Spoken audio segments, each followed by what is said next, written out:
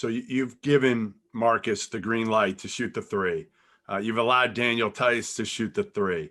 Would you let Bob Ryan have the green light to shoot the three? Well, I've never seen him shoot it. Daniel Tice shot 40%, didn't he, like 2 years ago? He didn't shoot it as well last year. You know how much I love you. You know how much and Bob, listen, Bob is going to get on you more than even I am.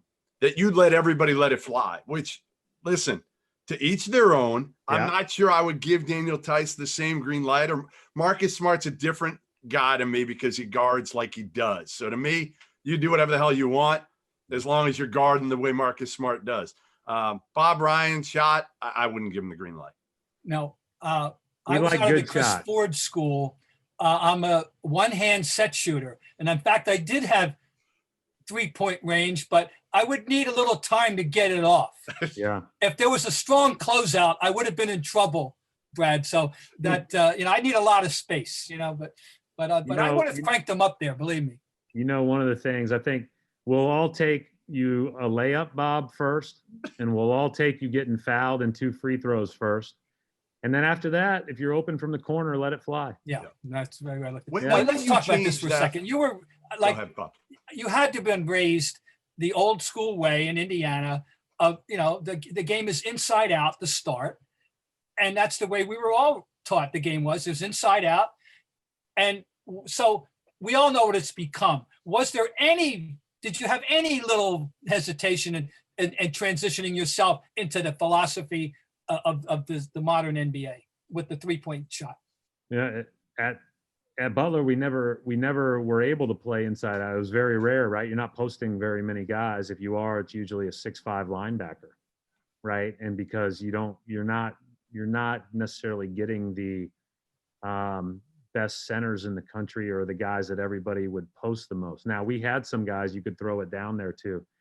But even then, when you look at a post up and what it is, just from an efficiency standpoint, there are plenty of times where a post is a great play, but the post is not as big of a threat as, a cut to the rim, as a finish at the rim off the drive, a, multiple movement, multiple pick and roll possession, a inside out play. And so I think it's changed a little bit from the standpoint where I do think the game is desired to be inside out by every single one of us.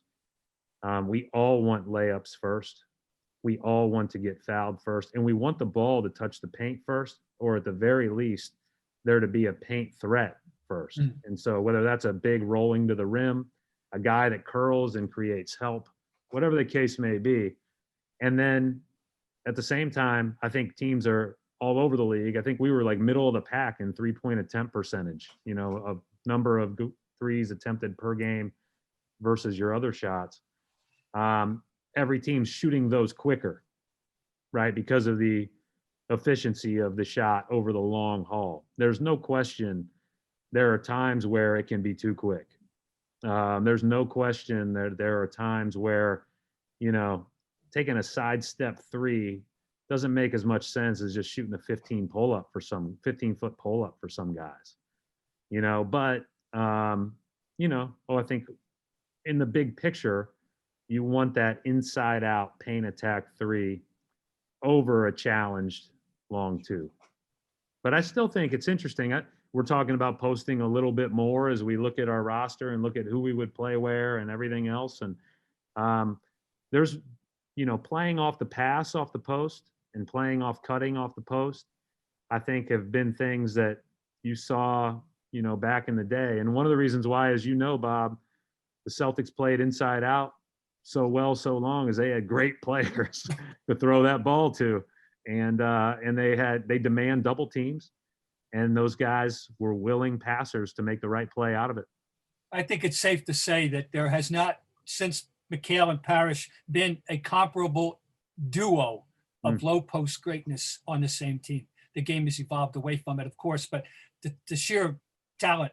If you showed videotape, to some kids today of that, it'd be like looking at outer space. They wouldn't believe that actually happened. Well, you watch, and we all, I'm sure, at the start of quarantine, especially those of us, all 3 of us living in this area, when you turned on the TV at night, it wasn't live games. It was games from the 80s. It was games from before that.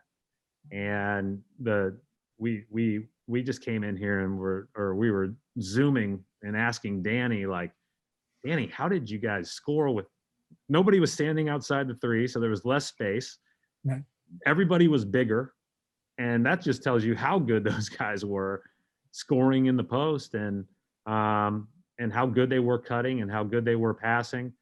You know, I loved watching. It was fun to watch those games with Walton throwing those passes over his ear, and McHale had every move, and Parrish doing what he did, and obviously Bird could post a matchup. Like, that was fun to watch. But I do think that, you know, we've looked to post our wings at different times over the last few years, and we'll probably do a little bit more of that as we enter this season.